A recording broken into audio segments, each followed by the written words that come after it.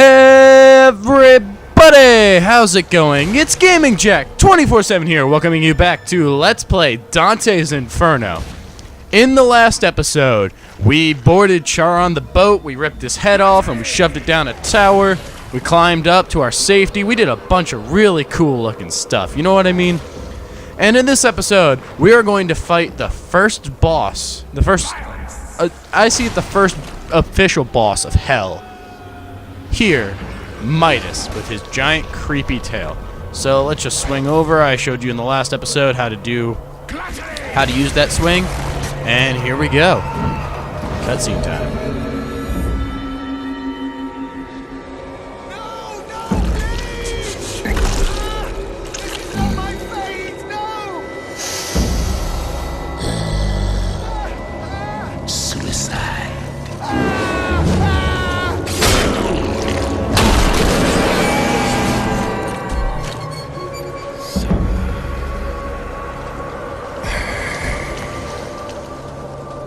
Into my house of pain. One who loves Beatrice! Tell me where to find her!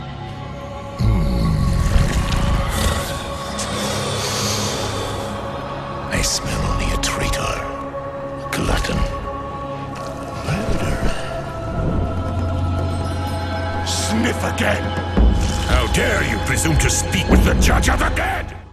Okay, alright, boss time. Now, this is Midas.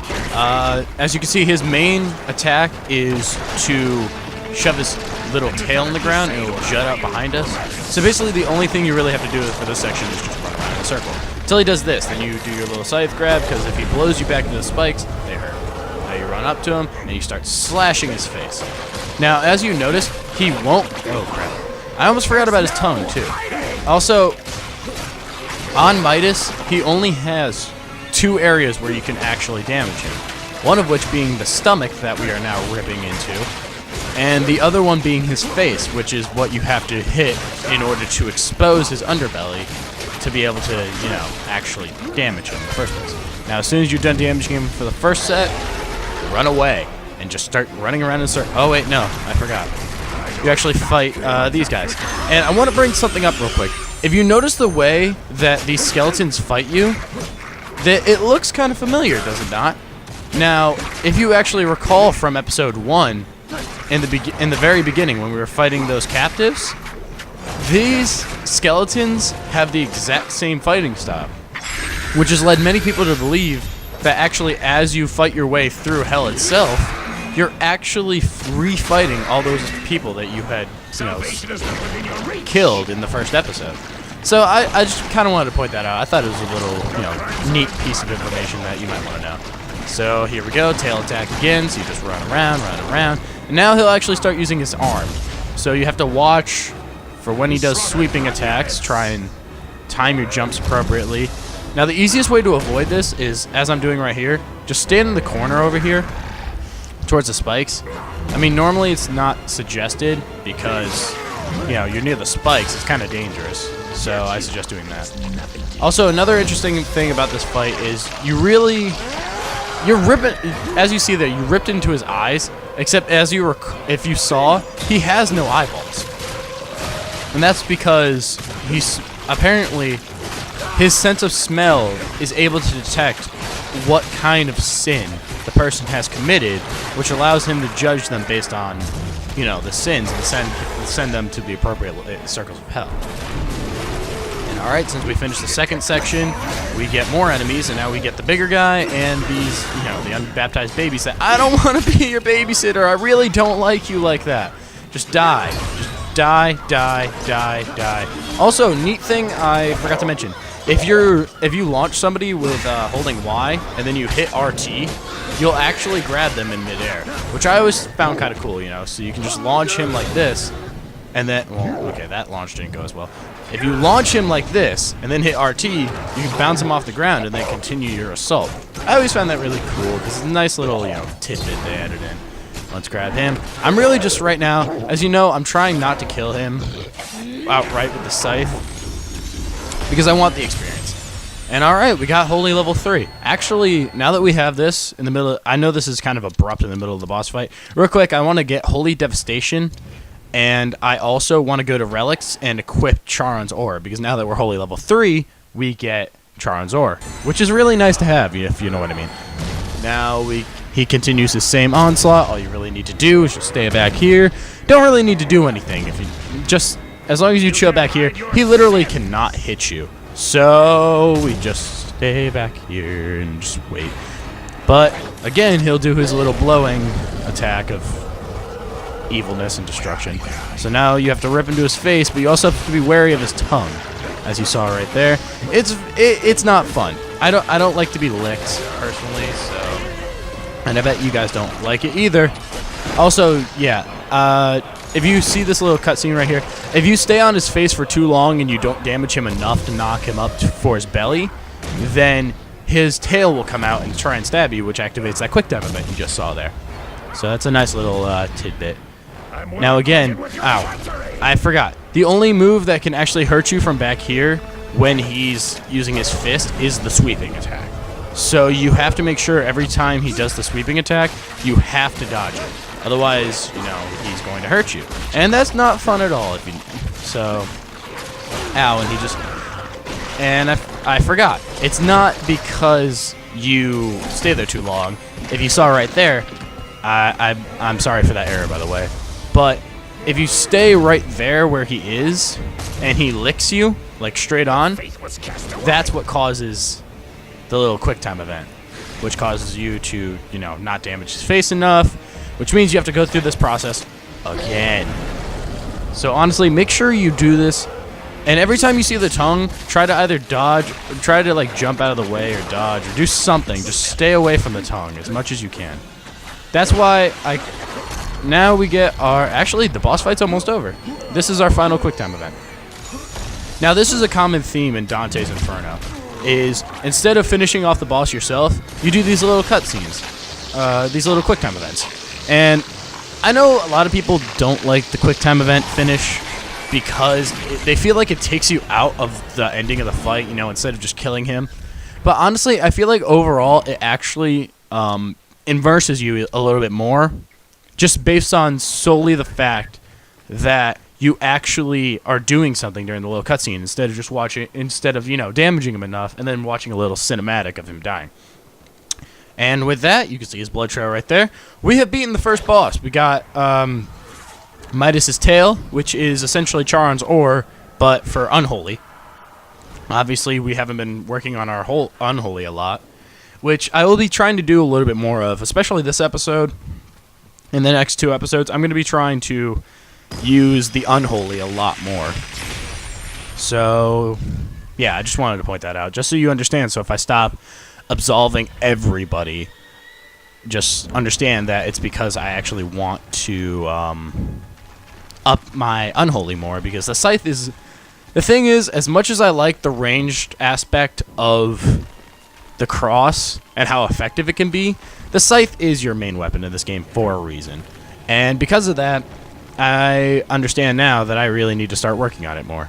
But now, as you can see here, we get this new little rappel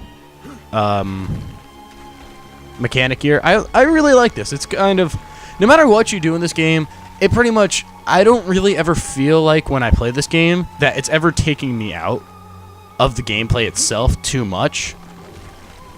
I feel like, honestly, everything you feel like you have to do it on your own, whether it be repelling or finishing off bosses with the quick time events, which is another thing I really like about this game. Now, as you notice, we can attack people while we are swinging, but unfortunately, you can only use your scythe while swinging, which is another reason why I need to upgrade my scythe more, because based solely on the fact that you can't use it against enemies like this. Also, note, you have to hold RB to start swinging in a direction. But luckily, every time you are on one of these and you actually have to fight somebody, 9 times out of 10, it's just those weak bats. So really, it just takes 2 or 3 swipes with the scythe and they're done.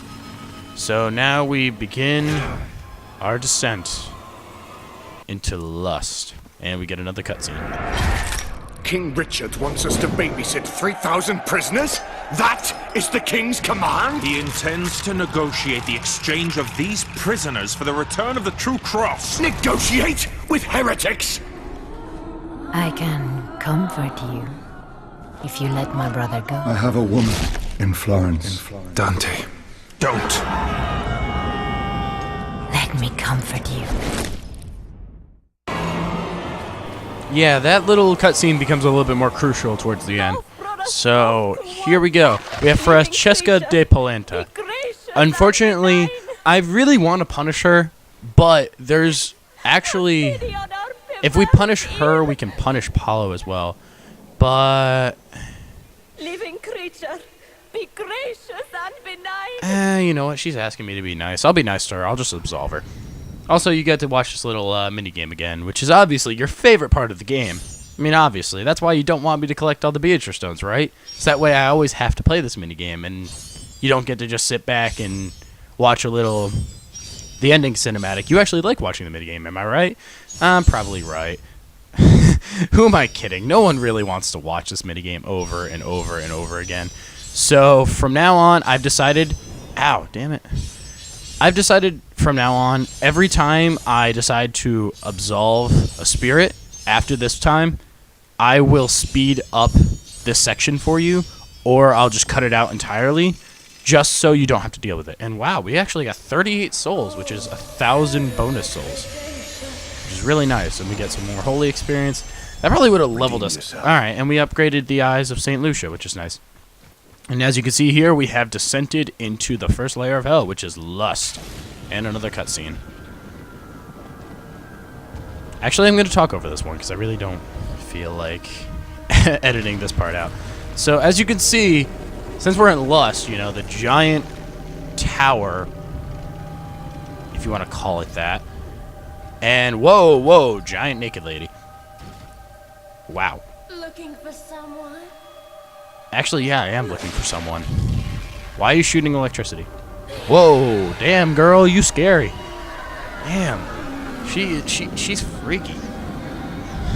I don't want to mess with her. Actually, yeah, that's a lot. But anyway, as you can see, we see the giant lust tornado, which is what I call it. I don't know the official name, and there's a random dude flying at our faces. But yeah, that's the giant lust tornado here. And actually, now that we've seen that, how that hurts, that's that electricity ball is going to play into a puzzle that we have to do in a little bit. But actually, I'm going to call it in... Do I want to... No, we'll go a little bit farther. I'll get into the lust tornado and show off the new enemy. Or actually, you know what? Let's go talk to Virgil. We'll talk to Virgil real quick, and that'll be the last little thing we do in this episode.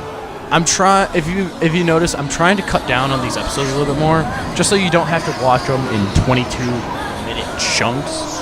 Whereas you could just watch it in, say, you know, a chunk of 15 minutes, and you'd probably be better off. So let's talk to Virgil. The winds of lust smite these damned. No hope of less pain, no hope of rest ever comforts them. Yep, so pretty much, yeah, right there. They're lustful, that's why they're in hell, and they're stuck in the giant lust tornado. And actually, if you can hear it, every now and again, you can actually hear the people in the tornado moaning, which I thought was a good touch, you know, because you're in lust.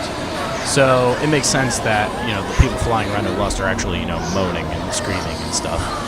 But anyway, I'm going to call it an episode here. So in the meantime, thank you all so very much for watching this. If you liked the video, please leave a like. If you really like it, consider subscribing if you haven't done that already. And until the next time, boys and girls, this has been Gaming Jack 24/7 here, reminding you to just have a nice day. See you in the next one.